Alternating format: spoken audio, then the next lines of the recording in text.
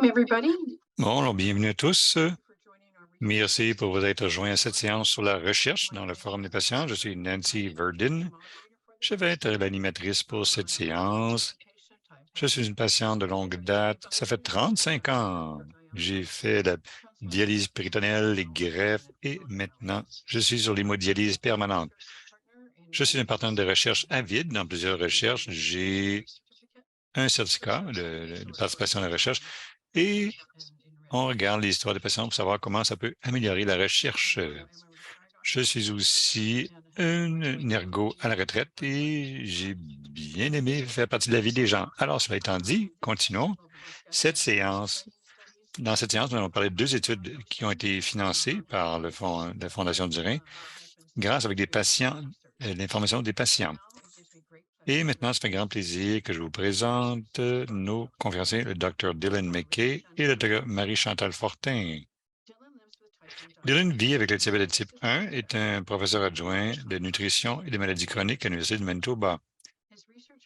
Sa recherche met l'accent sur les essais cliniques et la recherche qui est façonnée et fait participer les gens avec leur vécu. Dr. Marie-Chantal Fortin est une néphrologue transplantologue au Centre hospitalier de l'Université de Montréal, de CHUM, ainsi qu'une chercheuse au Centre de recherche du CHUM, un professeur à la Faculté de médecine de l'Université de Montréal. Elle a reçu son diplôme de médecine de l'Université de Sherbrooke et a terminé sa résidence en néphrologie à l'Université de Montréal. Elle a aussi terminé son doctorat en bioéthique en 2008 à l'Université de Montréal. Dr. Fortin est chercheur avec le programme de recherche en dons et transplantation du Canada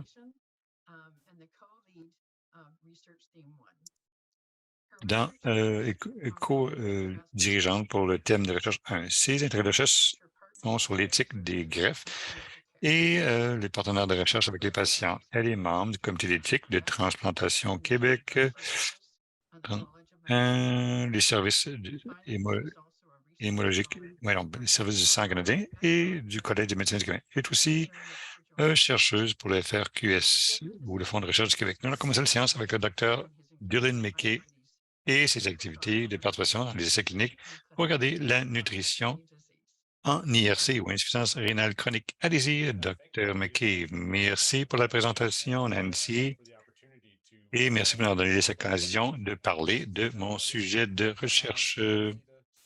Pouvez-vous tous voir les diapos? Bon, les activités de participation avec les patients entourant les essais cliniques en nutrition et en IRC. C'est un honneur pour moi de présenter les résultats de recherche.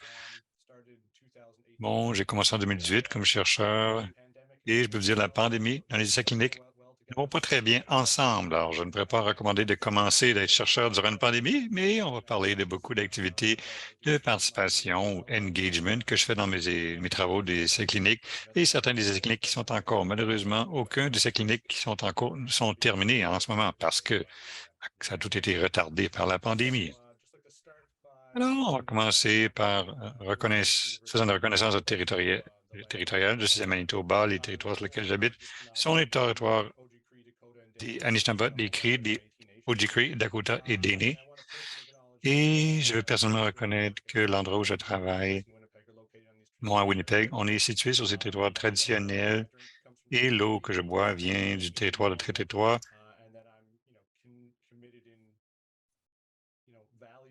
Et je suis engagé à en apprendre plus à propos de la diversité de ces cultures et de les respecter dans le travail que je fais.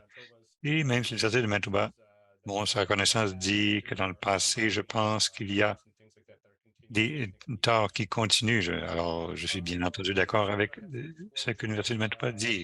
Bon, quelques divulgations. J'ai du financement de la Western Family Foundation, MyTax Canada, PepsiCo,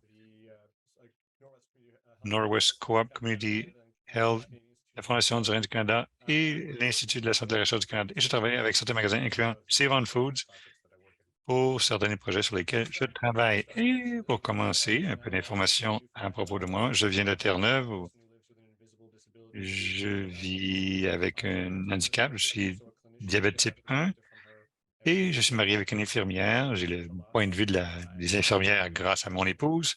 Je suis père de 2 enfants. Et je suis dans le domaine des essais cliniques pour la nutrition en néphrologie. Malheureusement, la néphrologie, c'est un domaine où il n'y a pas assez d'essais cliniques, certainement pas assez d'essais cliniques dans le domaine de la néphrologie. Ça veut dire que l'information sur laquelle on se base est limitée parce que les essais cliniques et les méta-analyses des essais cliniques sont les meilleurs éléments probants pour les conseils. Alors, les essais cliniques de néphrologie, c'est moins de 3 des essais cliniques, en tout cas en 2010, c'était comme ça. Et sur ces essais cliniques, très peu regardent les interventions sur le régime ou sur la nourriture. Alors, il y a une bonne occasion pour avoir une meilleure information, pour informer les recommandations lorsqu'on soigne les gens avec des maladies du rein. Pour commencer, c'est quoi un essai clinique? C'est de la recherche d'intervention chez des êtres humains. C'est pas seulement regarder et d'observer, mais d'assigner les gens à certaines interventions et en comparant les interventions pour évaluer les effets sur la santé. Et c'est le type de recherche que je fais. Probablement, le premier essai clinique de tous les temps, ça date de 1747 et le docteur James Lynn regardait des traitements pour le scorbut. Ils ont enrôlé, bon, je ne sais pas s'il y avait le consentement éclairé, 12 matelots qui avaient le scorbut, à qui on a assigné plusieurs traitements, bon, de l'eau salée, du cidre, des citrons, des oranges, et aussi un quelconque acide dilué, je me souviens plus c'est quoi. Et ils ont rapidement sont aperçus que les oranges et les citrons étaient les plus efficaces pour guérir le scorbut. Et ça, c'était à cause de la vitamine C. Ils ne savaient pas c'est quoi la vitamine C à ce moment-là, mais ils ont trouvé un traitement pour le scorbut. Et ils ont apporté des citrons sur les bateaux suite à cela. Et l'autre partie, c'est quoi l'engagement en anglais ou la participation? Parfois, on appelle ça l'engagement des patients ou la participation avec les patients et le public. Moi, j'appelle ça la participation, le engagement. C'est l'implication des gens et de leur vécu dans le processus de recherche.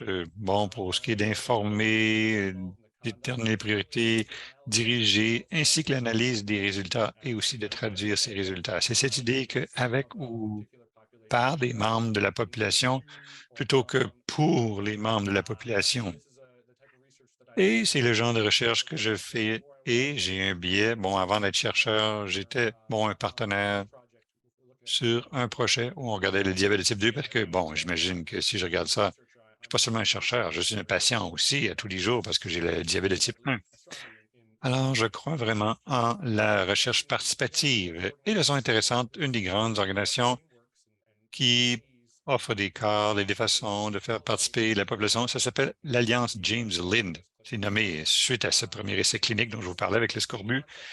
Et c'est basé sur l'idée que parfois les chercheurs vont peut-être chercher des idées, des recherches, des théories, mais ils veulent seulement faire de la recherche. Et ça ne s'aligne pas toujours nécessairement avec ce que les cliniciens ou les patients veulent vraiment. Et c'est un alignement qui est très important. Alors, on veut gérer cela en faisant participer les populations avec lesquelles on va travailler pour avoir des meilleures questions de recherche et ultimement des meilleurs résultats. Alors, quels sont les principes de la participation, la transparence, l'inclusivité? Il faut être appuyé, respect mutuel et un avantage mutuel. Ce sont les principes clés pour la recherche participative. Il faut être ouvert et transparent avec les patients pour savoir comment eux peuvent être impliqués. Il faut aussi être aussi inclusif que possible. Bon, qui veulent être impliqués dans la recherche, mais aussi les inclure de façon que eux décident c'est quoi les limites, parce qu'il y a un potentiel de dépasser leurs limites si on leur offre trop, surtout avec certaines maladies chroniques. Bon, je sais que moi-même, avec ma propre condition, le diabète type 1, parfois, je suis débordé, je ne peux pas en rajouter d'autres. Et aussi, il faut s'assurer que l'environnement appuie ces gens-là et il faut que ça soit basé sur le respect et l'avantage mutuel. Les patients, avec leur vécu, doivent être valorisés, leur temps doit être valorisé, leurs expériences sont importantes et il faut respecter leur temps et leurs efforts. People would ask me, well, when do you start engagement in clinical trials? And I think, as early as possible. Quand doit-on commencer la participation dans une recherche participative? Le plus tôt possible. Même avant de commencer avec l'idée de l'essai clinique, ça ne se produit pas toujours comme ça, mais si vous n'avez pas encore commencé hier, eh bien, commencez aujourd'hui. Un autre chercheur m'a demandé quand commencer la participation. Il faut même faire avant les essais cliniques. Il faut commencer dès le départ, la participation avec les patients. Les questions devraient être conçues ou formées par des gens dans la population qu'on va traiter. Avant de parler à un bioéthicien, bien sûr, les bioéthiciens, il faut leur parler, mais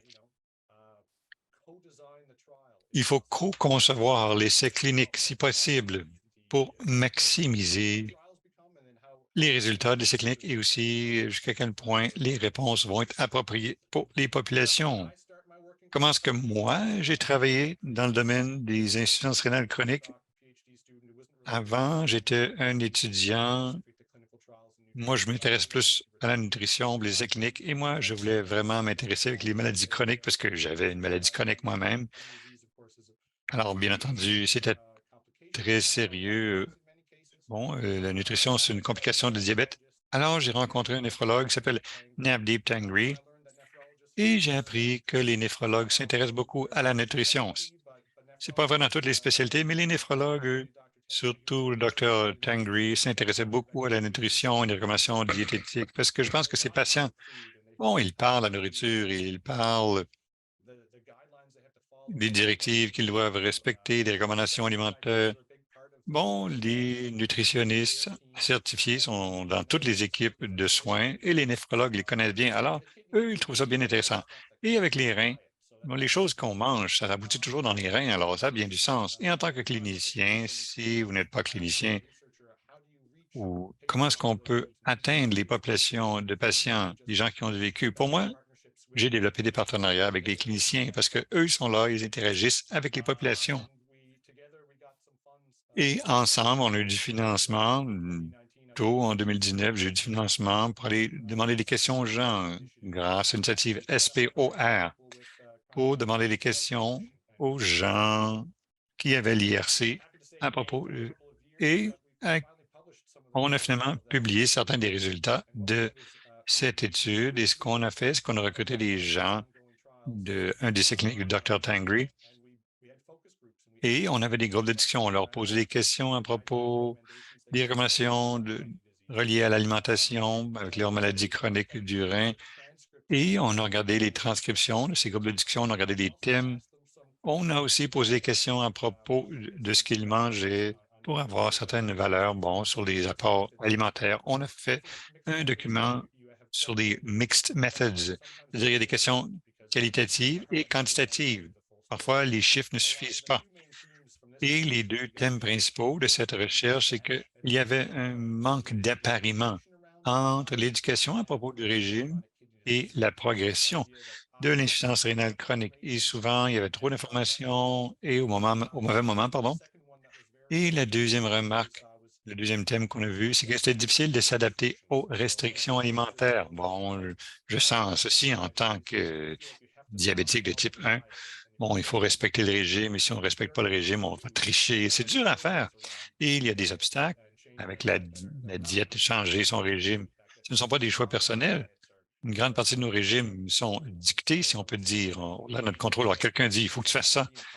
Parfois, c'est impossible ou on a l'impression que c'est impossible de respecter ces restrictions alimentaires.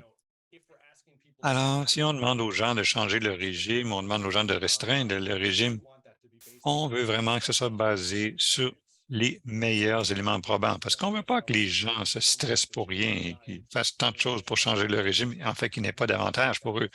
L'autre chose qu'on a trouvée, c'est que plusieurs individus dans ces essais cliniques ont dit qu'ils prenaient du potassium, plus de potassium que ce qui était recommandé. Et ça, c'était une des restrictions qui avait été discutée.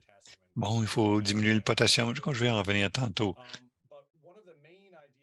Mais une des idées que le docteur Tangri a trouvées, c'était l'acidose métabolique. Il a dit plusieurs les gens qu'il voit ont l'acidose métabolique.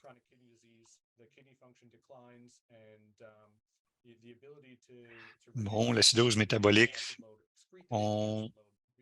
C'est un trouble du métabolisme caractérisé par un déséquilibre acido-basique de l'organisme, serait traduisant par une baisse du pH sanguin. Et les résultats de l'acidose métabolique pour l'IRC, l'insuffisance rénale chronique, ça veut dire que normalement, il va y avoir des mauvais résultats. Les pronostics sont mauvais. Malheureusement, on n'a pas beaucoup d'options pour traiter l'acidose métabolique. Le sang est plus acide et un des traitements, c'est le baking soda. Le soda à pâte. Il y a plusieurs des pilules qu'on prend. Et certains des cliniques ont montré que l'histoire du bicarbonate de soude, ça ne marche pas. Même si ça ne coûte pas cher, c'est du baking soda, essentiellement. Et les données du Manitoba nous disent que près de 2 tiers des individus qui se font prescrire des pilules au bicarbonate de soude pour l'acidose métabolique arrêtent de le prendre. Ils arrêtent de le prendre au bout d'1 an. Et ça, c'est grave parce que c'est associé avec une progression plus rapide de l'insuffisance rénale chronique. Alors, on veut des bons traitements. Il y a aussi une intervention potentielle pour l'acidose métabolique parce qu'une grande partie de l'acide qu'on consomme à tous les jours vient de notre régime. Et il y a des sources d'aliments qui peuvent neutraliser cet acide-là. Et ça, c'est surtout dans les fruits et les légumes. Alors, un travail préliminaire qui a regardé d'encourager les gens à manger plus de fruits et de légumes pour diminuer la contribution d'acide à leur corps. Et ça, c'est une des interventions que nous explorons en ce moment. Et cette intervention, ça vient suite aux rétroactions que les patients du Dr. Tangri ont dit. Ils voulaient savoir qu'est-ce qu'ils peuvent faire pour s'aider eux-mêmes. Et ils ont aussi dit au Dr. Tangri que le bicarbonate de soude, ça ne marche pas pour eux. Ils ne sont pas capables de prendre ces pilules-là.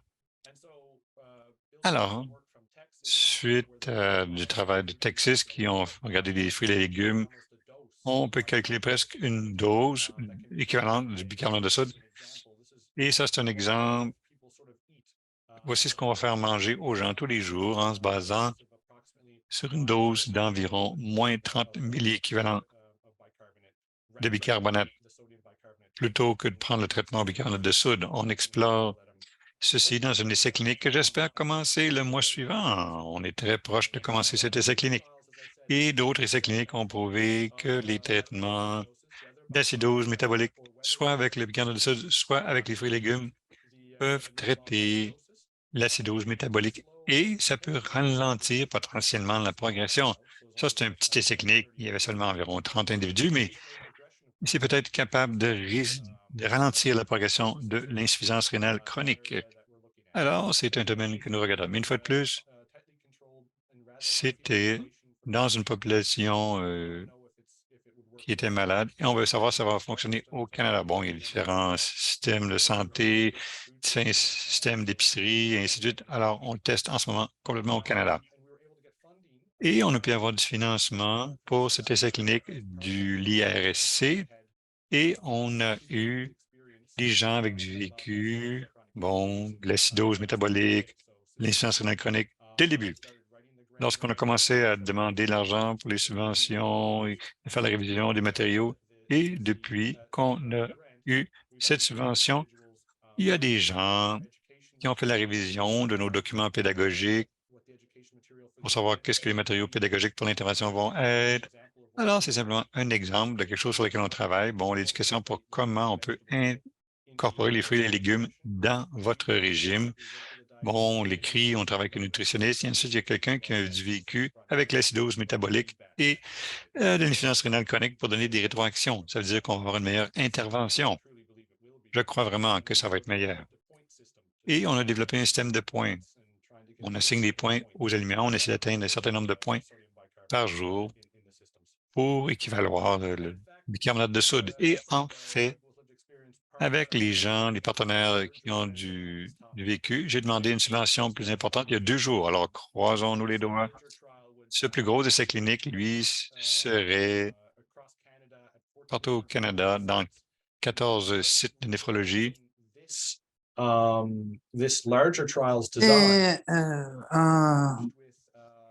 ce développement, nous avons travaillé avec des gens qui avaient de l'expérience ainsi que des gens qui avaient le diabète. Et nous avons soumis les protocoles, expliqué l'idée de cette étude. Nous avons envoyé le protocole au réseau canadien de protocole néphrologique et nous avons revu tous les documents. Nous avons demandé à des gens ayant de l'expérience ce qu'ils pouvaient dire ou faire pour nous aider dans la conception de cette étude. Et les recherches que je fais qui sont financées par la Fondation Durand du Canada et que j'apprécie beaucoup, dont j'apprécie le financement, avant de parler du potassium à des niveaux plus élevés que prévu. Et l'une des choses qui a à voir avec les fruits et les légumes, c'est le potassium. Donc, nous essayons de faire financer cette étude et les gens disaient qu'en est-il du potassium? Les néphrologues nous demandaient qu'en est-il du potassium. Et lorsque nous avons essayé de répondre à cela, nous voulions voir quelles étaient les données probantes quant aux restrictions de potassium dans les diètes pour patients néphrologiques. Et c'était des données basées sur des observations. Il n'y avait pas d'intervention, donc il n'y avait aucun contrôle de l'alimentation et on ne savait pas vraiment ce qui se passait, quel était le potassium sérique en circulation dans le sang, quel était son rapport avec le potassium ingéré et quel était le rapport avec l'état de la maladie, quelle était l'interaction avec les médicaments. Donc, nous n'avons trouvé qu'une étude qui parlait de 2 consommations de potassium et on voyait peu de différence entre les deux. Donc, on voulait obtenir davantage de données probantes parce que les gens diminuent leur prise de potassium et disent que c'est difficile. Nous voulions voir ce que nous pouvions faire. Donc, il y a 1 an et demi environ, j'ai eu le financement de la Fondation Durand du Canada qui a permis de regarder quelle était la disponibilité du potassium alimentaire avec les fruits et les légumes par rapport aux restrictions de potassium. Et nous avons recruté des individus qui avaient du potassium sérique élevé ou nous essayons de voir si c'était leur alimentation qui avait une influence. Alors, on essayait de voir quels étaient les fruits, les légumes qu'ils prenaient et voir si le genre d'intervention que nous pouvions faire pouvait changer le niveau de potassium sérique. Et c'était assez intéressant parce que là, maintenant, nous savons si on devrait faire des recommandations pour la maladie chronique rénale en ce qui a trait au potassium.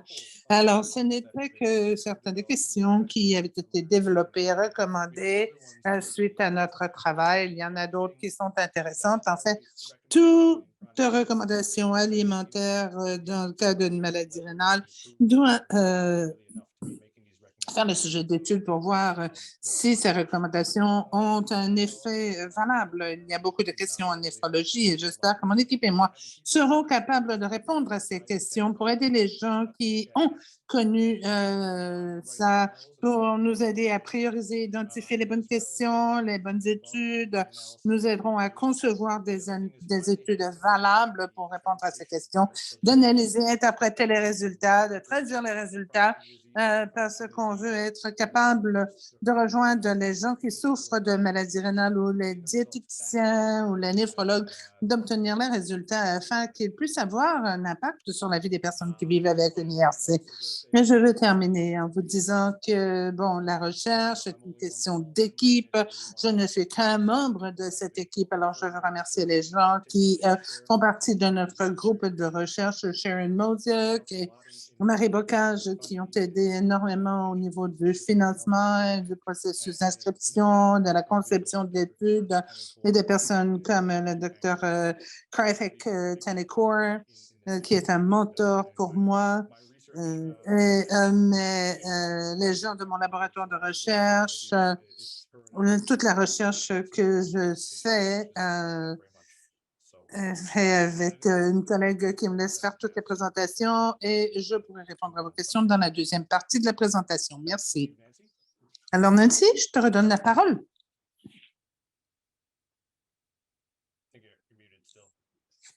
Je pense que tu es encore en sourdine. Je m'excuse. Merci, Dr. McKee. Nous avons bien apprécié votre présentation et la docteure Marie-Chantal Fortin. Voulez-vous commencer, s'il vous plaît? Bonjour tout le monde. Je voudrais remercier les gens de... Attendez, là, je vais juste déplacer ça. Je vais mettre ma présentation en full screen. Donc, je voudrais remercier les gens de la Fondation canadienne du Rhin de m'avoir invité aujourd'hui à présenter. C'est un grand plaisir, justement, de présenter un peu comment l'apport des patients dans ma recherche en transplantation rénale. Je pense qu'on complémente, je vais bien complémenter ce que Dylan vient de nous présenter. Je vous présente en français, mes diapos sont en anglais, puis je pourrai répondre les questions dans les deux langues. Donc, voilà. J'ai aucun conflit d'intérêt à rapporter. Donc, juste un plan bref de ma présentation. On va parler un peu d'engagement des patients, 3 exemples de recherche qui sont basés justement sur l'apport et les priorités des patients, puis on conclura. Donc, pourquoi impliquer les patients? Bien, je pense que Dylan l'a bien dit. Je vais juste un peu revenir là-dessus. Premièrement, les patients ont le droit d'être impliqués dans les recherches qui vont les concerner, qui concernent leur pathologie. De mon côté, je suis néphrologue en transplantation à Montréal. J'ai une connaissance des complications, du traitement, de la greffe rénale, mais je ne sais pas c'est quoi vivre au jour le jour avec une transplantation. Ensuite de ça, il y a un argument démocratique à impliquer les patients. La recherche au Canada est majoritairement financée par des fonds publics qui dépendent des taxes et des impôts de chacun. Donc, on contribue tous à la recherche. Donc, je pense que les citoyens puis les patients ont leur mot à dire.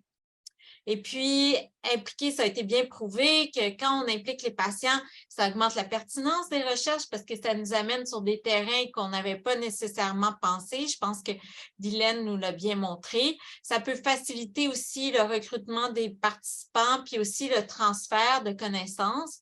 Ça nous amène sur des terrains qu'on n'avait pas nécessairement pensé. Puis, comme je vous ai dit, ça permet aussi d'impliquer l'expertise des patients. Donc, on a juste brièvement, c'est le modèle de Montréal. On a les experts dans la maladie, les professionnels, les experts en recherche, les chercheurs. Et puis, on a les gens qui ont une expertise avec comment vivre avec la maladie. Et puis, ce sont les patients. Puis, donc, d'où l'importance de reconnaître cette complémentarité et de développer ensemble, de faire du co-building, du co-leadership, que ce soit en recherche, mais aussi ça peut s'appliquer dans les soins cliniques et aussi dans les politiques de santé. Donc, c'est ce que j'essaie de faire dans ma recherche. Donc, comment j'en suis un peu arrivée là? Je suis impliquée au programme de recherche en dons et en transplantation du Canada, là, le CDTRP.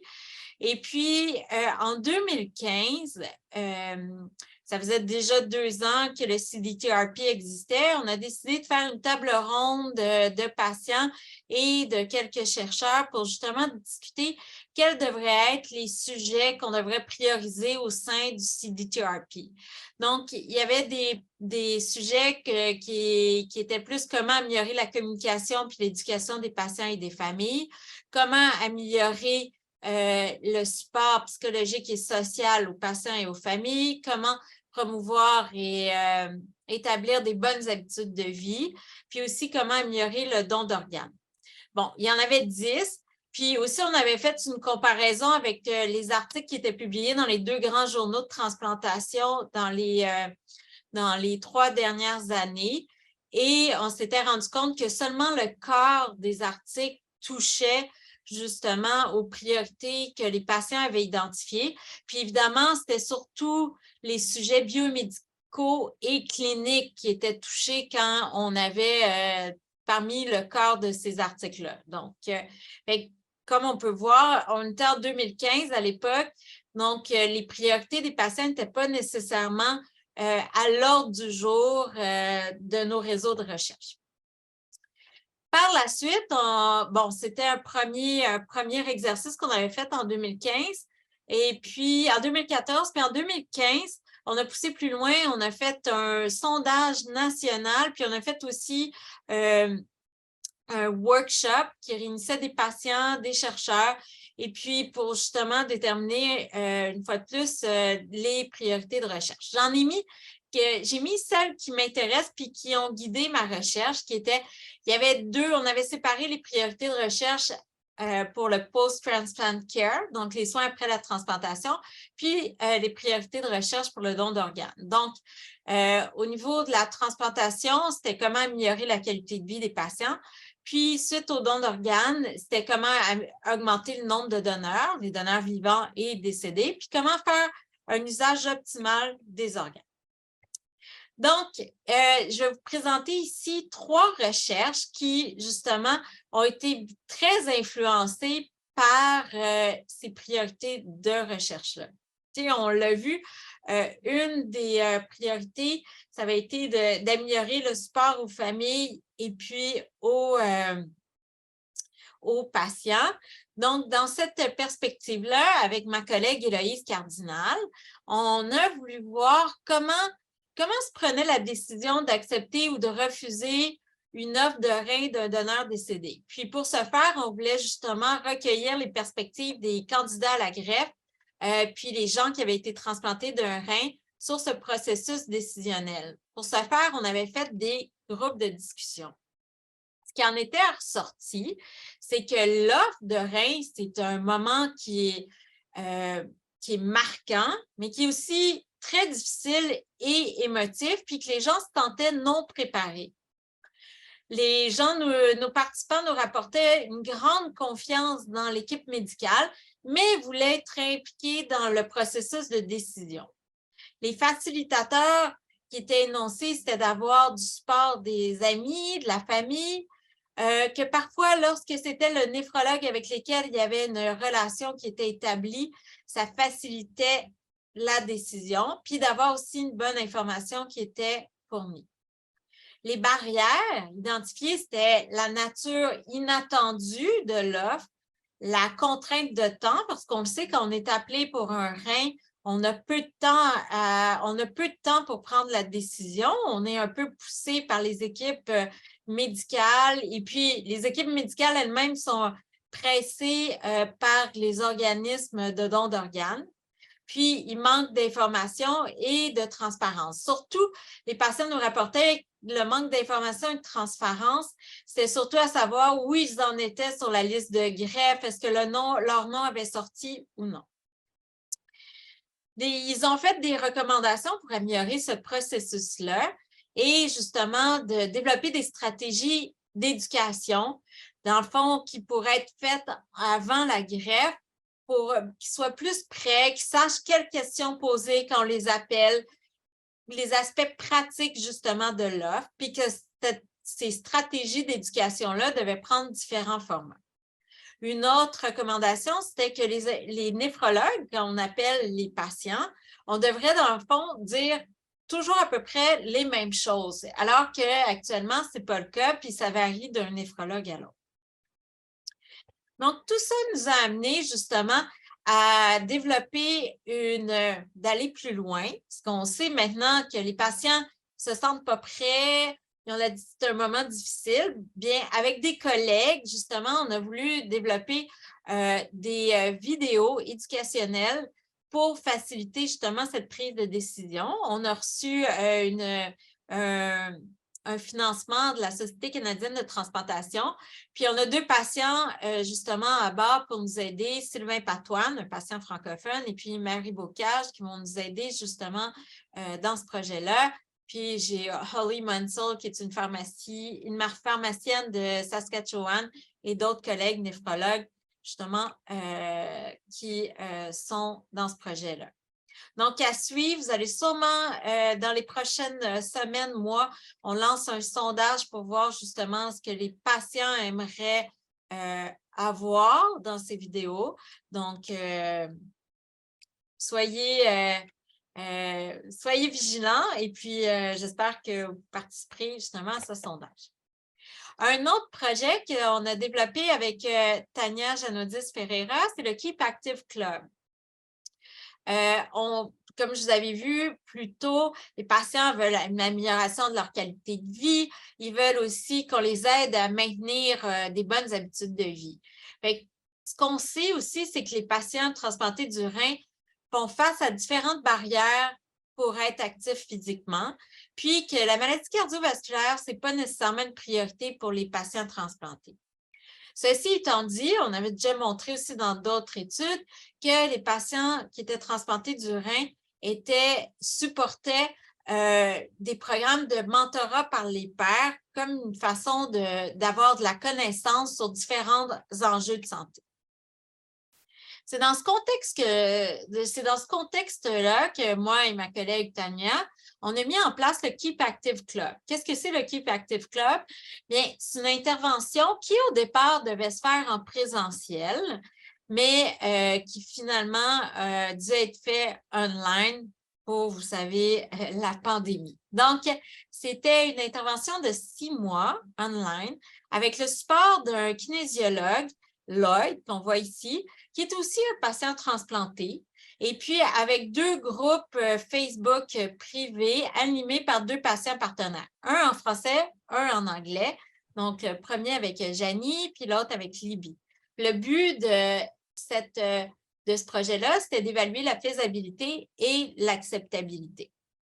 Donc, et puis, pendant ces 6 mois d'intervention-là, les patients étaient encouragés à faire de l'exercice.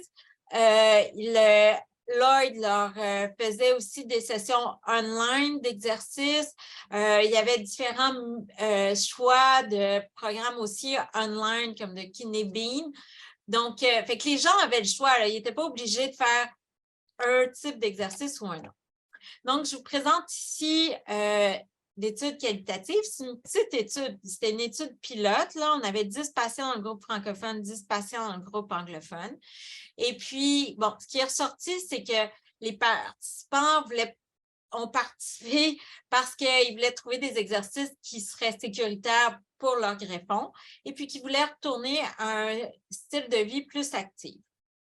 Les participants se sont dit plus en forme après le 6 mois et puis que le support par les pairs était grandement apprécié parce que via le Facebook, où ils pouvaient communiquer entre eux, puis les patients partenaires qui animaient le Facebook pouvaient aussi animer le groupe. Ceci étant dit, la plateforme Facebook n'a pas nécessairement été la plus appréciée, mais bon, donc là, ce qu'on en est, c'est de la nouvelle itération du Keep Active Club. Avec Tania, on est en train de repenser comment on pourrait l'améliorer et puis l'élargir. Puis finalement, le dernier projet dont je voulais vous parler, qui est aussi financé par la Fondation canadienne du rein, c'est tout ce qui est dons différés ou avec ou sans échange de certificats.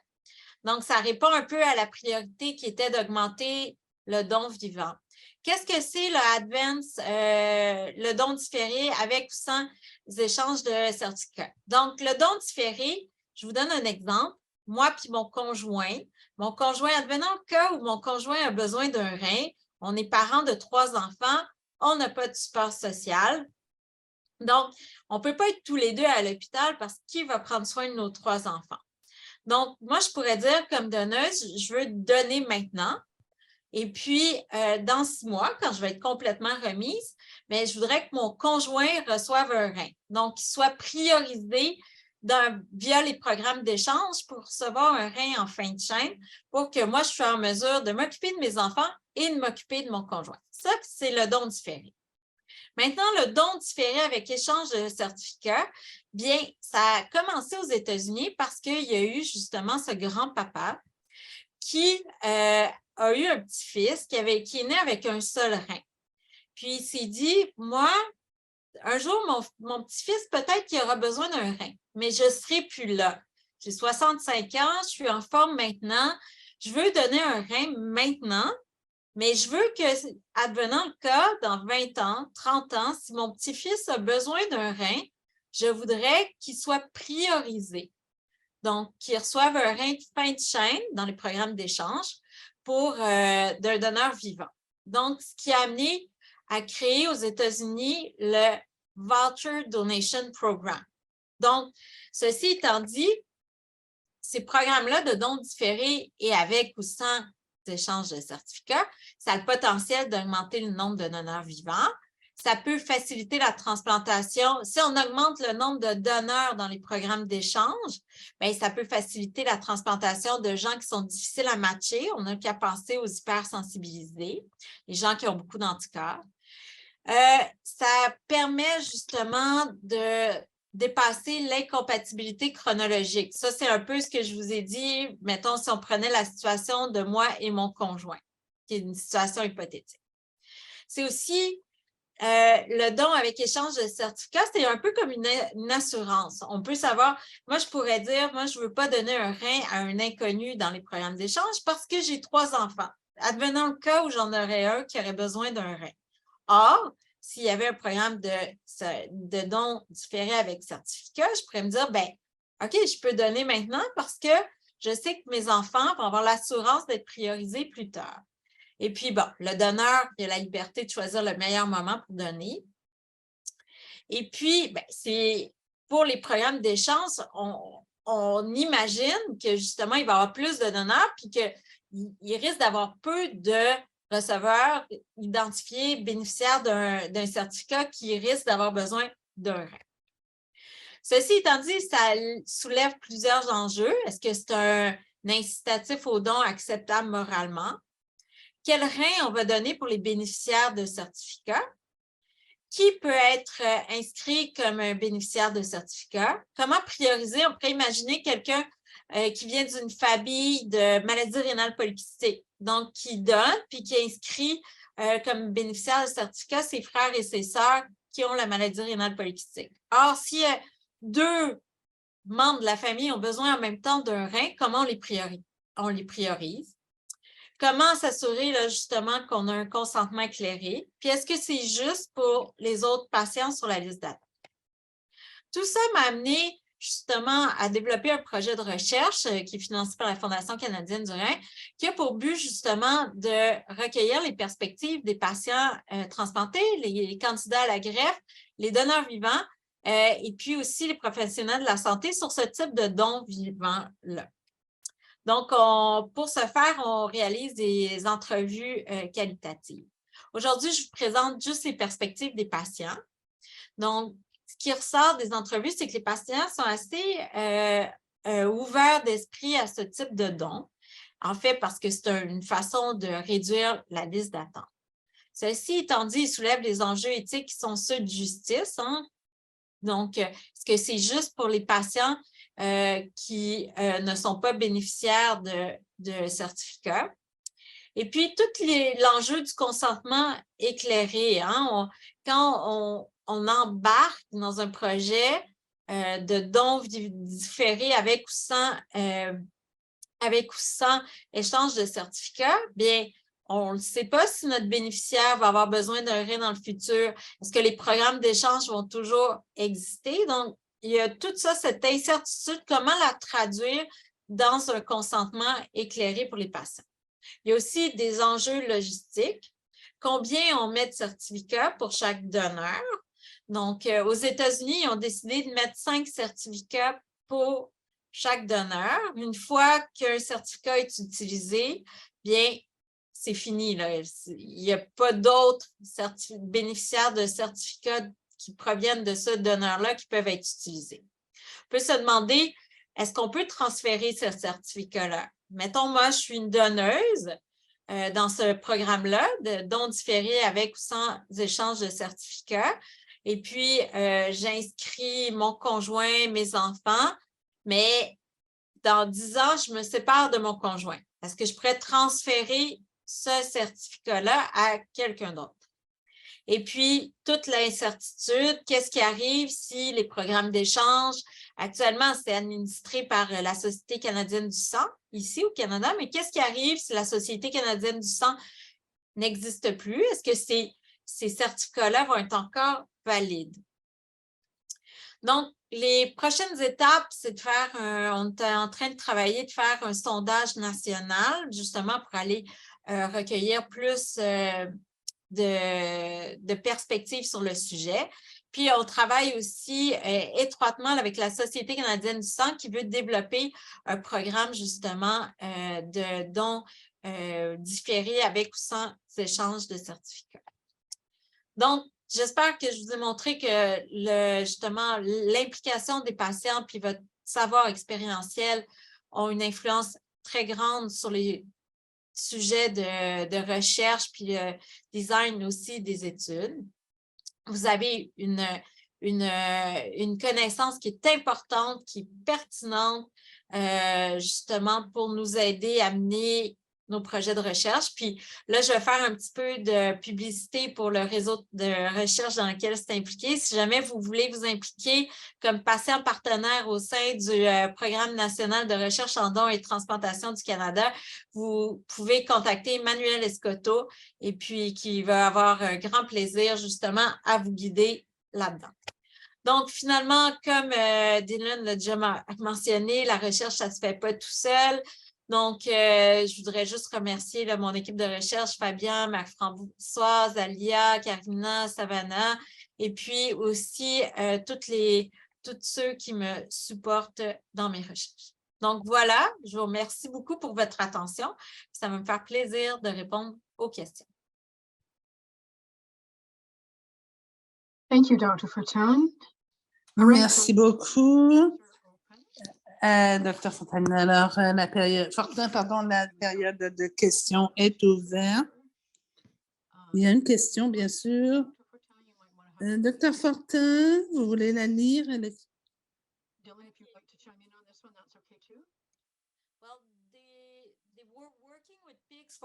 Nous travaillons avec des porcs pour les donneurs.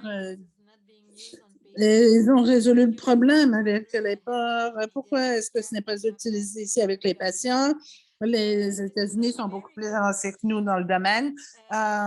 C'est une très bonne question. Vous savez, au niveau des greffes, on en est au début. On a encore publicisé des cas l'an dernier pour la greffe rénale.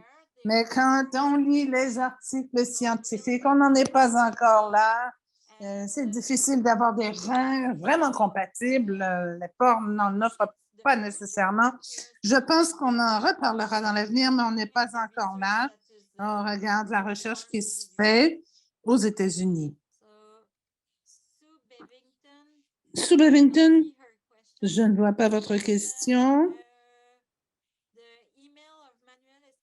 Est-ce qu'on peut remettre le courriel de Manuel Escoto? Oui.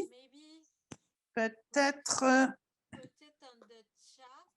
On pourrait le mettre dans le volet clavardage. Je peux mettre le courriel de Manuel dans le volet clavardage. Merci. Avons-nous? Oups, je ne vois pas d'autres questions. J'aimerais... on n'est pas encore fini. Je veux vous dire à quel point j'apprécie vos points de vue sur les expériences que vous avez faites, les opportunités que vous présentez pour les patients partenaires. Donc, c'est vraiment enthousiasmant pour moi de voir tout ce qui se fait. J'espère que ça nous emmènera dans une nouvelle voie. Y a-t-il encore des questions, des commentaires? Il y a une question en français. Je suis présentement sur la liste de Transplant Québec en attente. Je vais avoir bientôt accès aux vidéos pour se préparer à prendre la décision. Ils ne sont pas faits encore, les vidéos. On travaille là-dessus. On en est aux étapes préliminaires. Mais stay tuned. Aussitôt que ça va être, je pense, d'ici... Une fois qu'on aura finalisé nos vidéos, on va les publiciser, puis on va utiliser sûrement la Fondation canadienne du rein, le CDTRP pour publiciser, puis aussi les centres de transplantation pour publiciser ces vidéos. Okay, thank you. We also see a question for the foundation. Merci. Nous avons aussi une question pour la Fondation. Sur le système de don d'organes, l'interprète s'excuse mais ne comprend pas très bien la question. Il y a de la recherche qui a été faite avec le CDTRP. Je sais qu'il y a une étude qui se penche sur tous les aspects, ce qui se passe en Nouvelle-Écosse, en France et ailleurs. Donc, le DRTRP se penche sur ce qui se fait en Nouvelle-Écosse et dans d'autres provinces. Donc, nous devrons voir ce qui va se passer avec la possibilité de ne pas choisir le don, mais cette possibilité de ne pas le prendre n'est pas possible. En fait, nous devons faire des campagnes de conscientisation pour que les gens comprennent quelles sont les options qu'ils sont offertes. Donc, la plupart du temps, lorsqu'on met en place cette option, comme ils l'ont fait au Royaume-Uni, c'est après une campagne de conscientisation, de sensibilisation du public. Alors, quel est vraiment le coût de l'augmentation de tout cela? Est-ce que c'est la sensibilisation du public? C'est une bonne question. C'est un sujet chaud et mon collègue Matt Wright est en train de faire une recherche à ce sujet. Yeah, absolutely. Oui, absolument. Docteur McKay, aviez-vous un commentaire? Eh bien, c'est simplement mes opinions personnelles. Bon, je ne suis pas chercheur en bioéthique, mais je vois une question ici à propos des soignants. Ça, c'était sur une de mes diapos. Alors, une grande partie de la recherche que nous faisons, c'était d'individus avec du vécu ou des soignants aussi ont tombé aussi dans cette catégorie. Moi, ça m'intéresse beaucoup, leur vécu, surtout dans des interventions que moi je fournis. Bon, on essaie toujours de littéralement apporter de la nourriture à la maison des gens. C'est le genre d'intervention qu'on fait. On va porter la nourriture à la maison des gens. C'est dans les 2 essais cliniques que je fais. Mais dans l'acidose métabolique, dans la recherche sur l'acidose métabolique, un des résultats préliminaires du Texas, c'est que l'intervention a seulement commencé à fonctionner lorsqu'ils ont envoyé assez de nourriture à tous les membres de la famille, pas seulement celui qui subissait l'acidose métabolique. Lorsqu'ils ont demandé aux gens pourquoi, mais c'est à cause du partage. Bon, on ne pouvait pas seulement aller porter un petit peu de nourriture. Les gens dans le foyer partageaient cette nourriture, alors il fallait nourrir toute la famille. Nos interventions sont basées sur tout le monde dans la famille pour qu'eux aient leur dose de fruits et de légumes. Et lorsqu'on fait des groupes de discussion, on demande aux soignants, parce que dans plusieurs cas, les individus ont peut-être d'autres gens qui les aident, bon, pour leur épicerie, pour préparer leur repas. Et les soignants ont une grosse responsabilité. Bon, ils s'occupent beaucoup de ce fardeau. Alors, c'est très important de les inclure autant que possible. Oui, bien d'accord. C'est certainement pas seulement le patient qui est impliqué lorsque vient le temps de guérir de la maladie du rein, qu'on soit sur la dialyse ou autre. Le docteur Fortin, voudriez-vous répondre à la question sur la participation? Eh bien, je suis en train de dactylographier que si vous êtes un patient qui veut participer dans la recherche sur notre projet de recherche, vous pouvez aller sur la page web du PRDTC, bon, le programme de recherche en dons en transplantation du Canada. Vous pouvez aussi aller voir sur la page Facebook. Parfois, ils publicisent des programmes de recherche. Alors, j'utilise leurs médias sociaux pour faire de la publicité pour mes projets de recherche.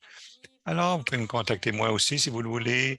Vous pouvez parler avec votre centre de greffe. Je suis sûr que votre centre de greffe, il y a des projets de recherche qui sont en cours et il y a toutes sortes de façons de s'impliquer dans la recherche sur les transplantations. Bon, je parle du CDTRP ou du PRDTC, mais vous pouvez aussi vous impliquer avec d'autres. Je ne suis pas en concurrence avec Dr. McKay, mais c'est simplement parce que je suis impliqué dès le départ avec le PRDTC. Alors, il y a plusieurs façons de participer et merci pour votre appui et remercier les patients parce que personnellement, je suis sûr que c'est la même chose pour Dylan. On n'aurait pas autant de succès avec nos recherches s'il n'y avait pas de patients qui participaient dans nos recherches. Et aussi, si on n'avait pas vos rétroactions, vos commentaires, les choses auraient été si différentes. Oui, alors merci beaucoup.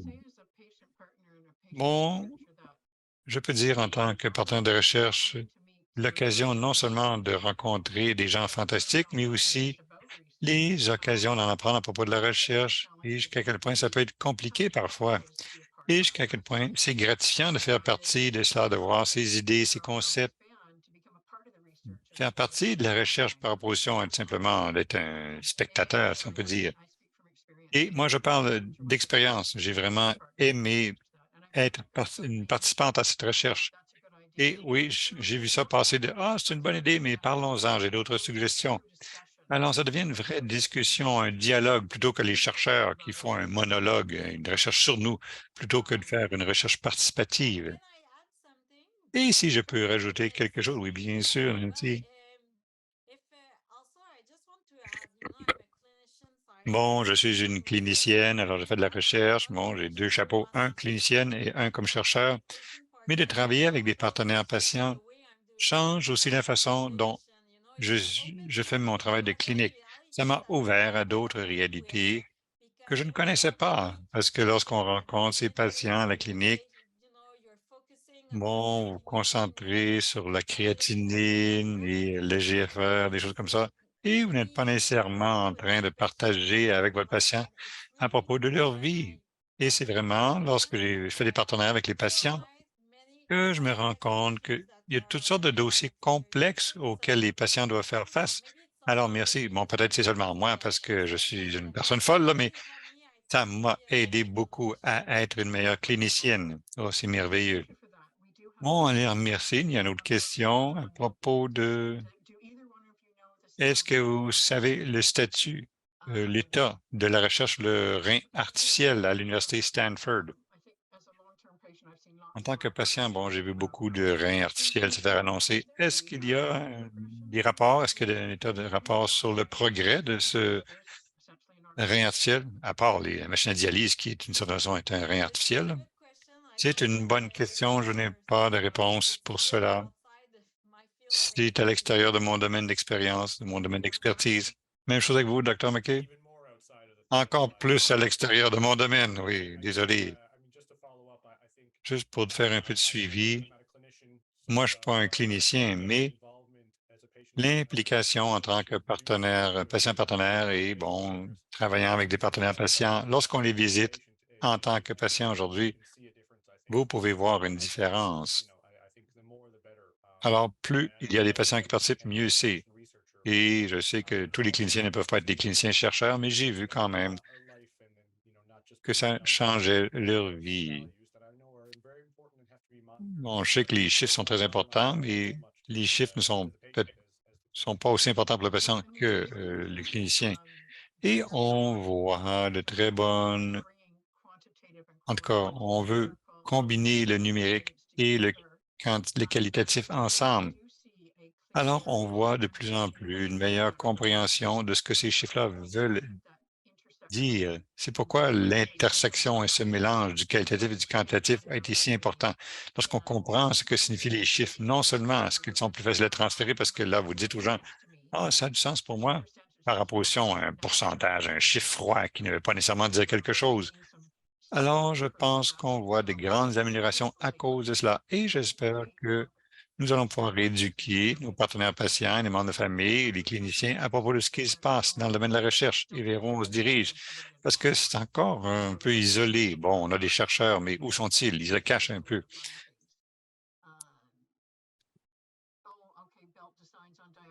Bon, la conception des ceintures pour la dialyse. Ça, je pense que j'ai déjà vu ça. Une fois de plus, c'est un peu à l'extérieur de cette discussion, mais je peux vous dire que ça fait environ au moins 11 ou 12 ans. Là. Et l'idée, c'est comme ce serait une unité de dialyse portative. Moi, je ne pense pas qu'il y ait beaucoup de progrès, mais je ne peux pas vous le dire avec certitude. Les reins artificiels, c'est encore loin, d'après ce que j'ai entendu. Et moi, je parle seulement de mes opinions. Ce n'est pas basé sur les éléments probants du tout. Y a-t-il quelque chose d'autre, d'autres questions, commentaires? Que pensez-vous de l'information? Est-ce qu'il y a quelque chose? Une fois de plus, il y a des gens qui s'intéressent à cela, qui disent c'est fantastique. Que pensez-vous de la recherche? Est-ce que c'est quelque chose que vous percevez, bon, comme par exemple le commentaire à propos d'avoir des vouchers pour les dons à l'avenir? C'est un peu bizarre quand on y pense. C'est assez emballant pour les gens qui pourraient en avoir besoin.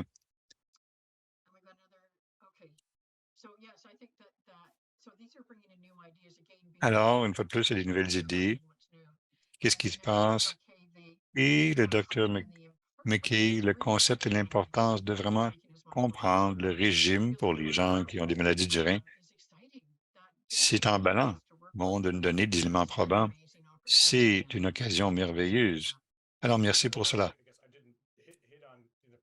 Une des choses que je n'ai pas expliquées dans la présentation, c'est le concept en général de la recherche avec laquelle j'ai travaillé avec le Dr. Tangri.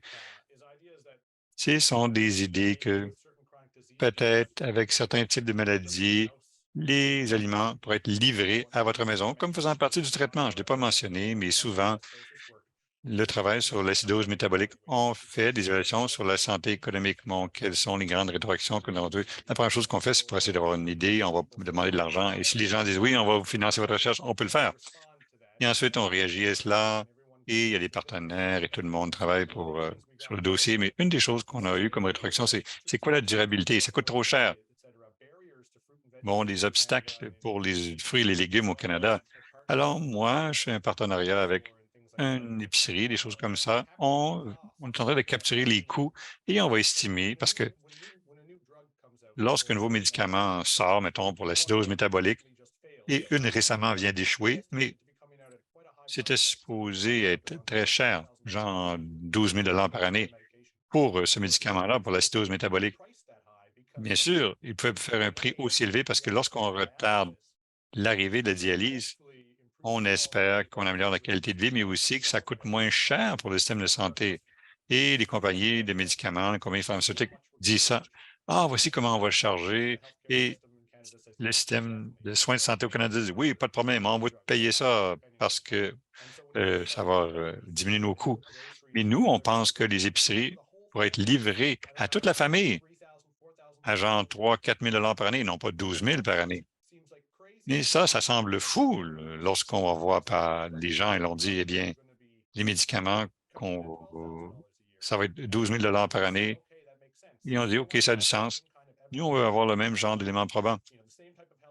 Même genre de modélisation économique pour les soins de santé pour montrer que en faisant ça, on a les meilleurs bons résultats.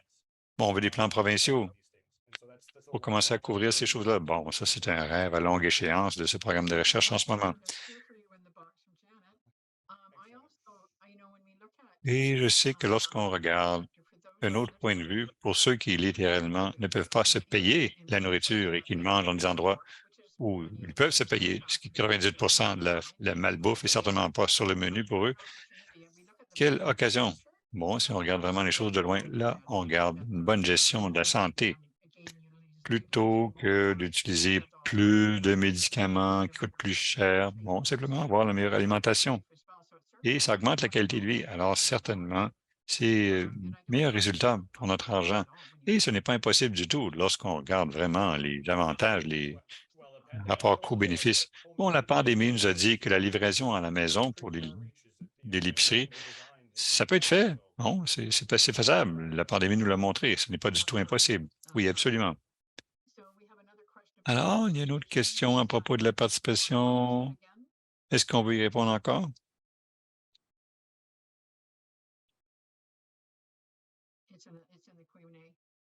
C'est dans l'onglet questions-réponses. C'est pas la même question d'auparavant?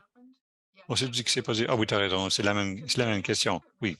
Alors, lorsqu'on regarde la recherche en général, et je pense que c'est ici où la recherche a vraiment changé. Bon, regardez l'implantation. Qu'est-ce qu'on va faire avec cette recherche? Comment est-ce qu'on pourrait transformer ça en réalité? Surtout maintenant qu'on a les éléments probants pour nous appuyer. Ou comment est-ce qu'on pourrait le modifier?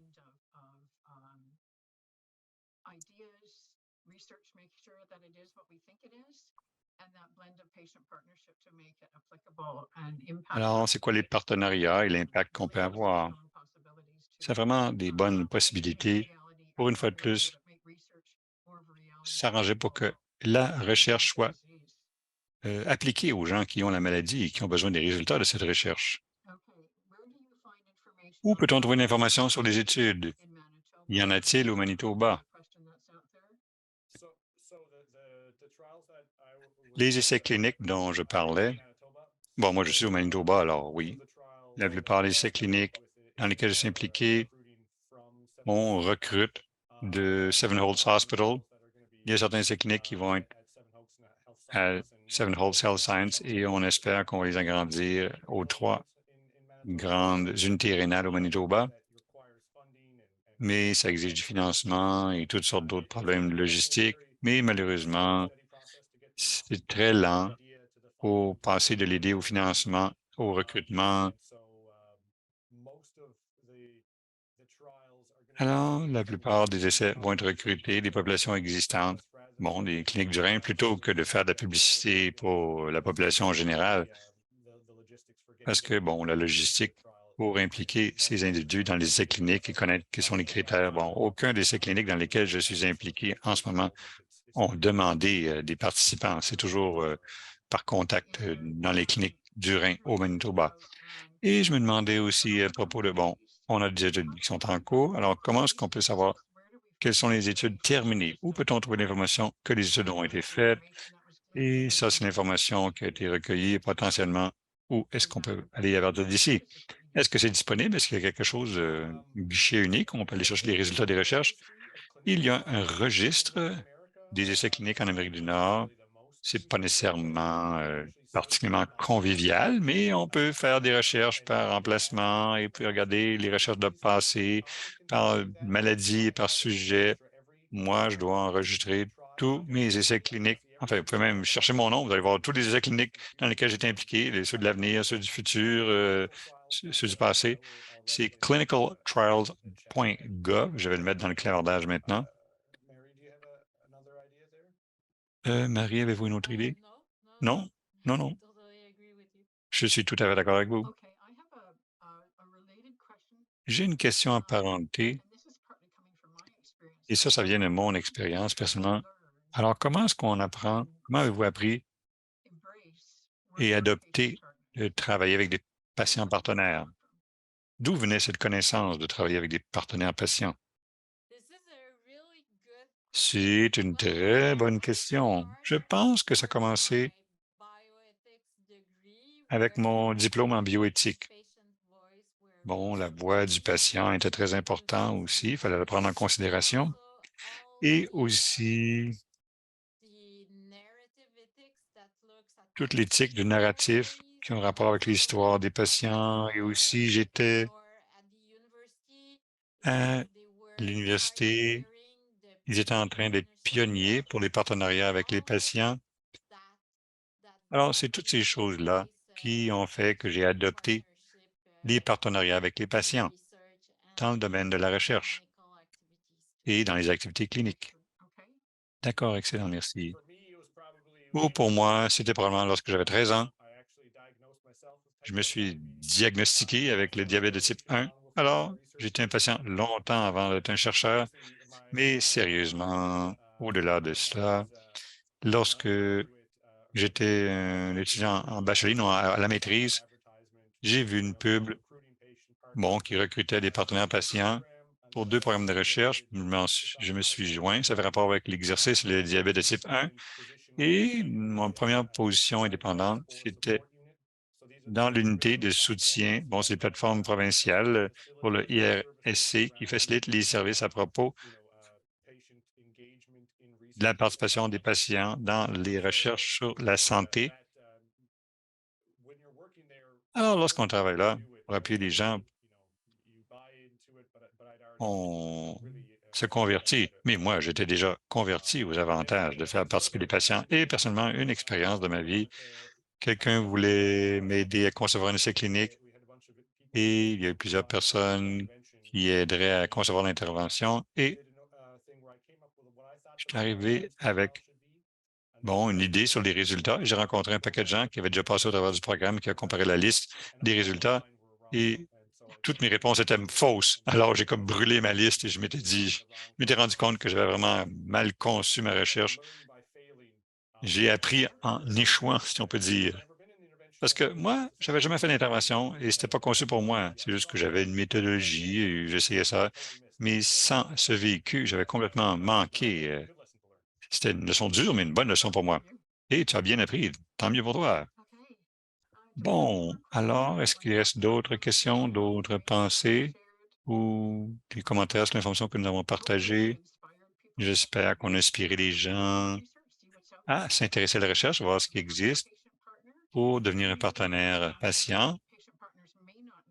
Et peut-être que vous ne savez pas, mais vous pouvez, ça va me prendre juste un instant, vous pouvez faire de la révision, de l'édition ou être un patient-chercheur. Et cela étant dit, on vient de me dire que c'est le temps de conclure.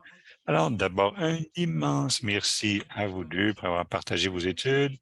Vraiment très intéressant, beaucoup de bonnes informations, très emballant. Aussi, c'est votre implication avec les patients. Alors, j'ai bien apprécié votre temps et tout le travail que vous avez fait pour vous y préparer. Et pour notre auditoire,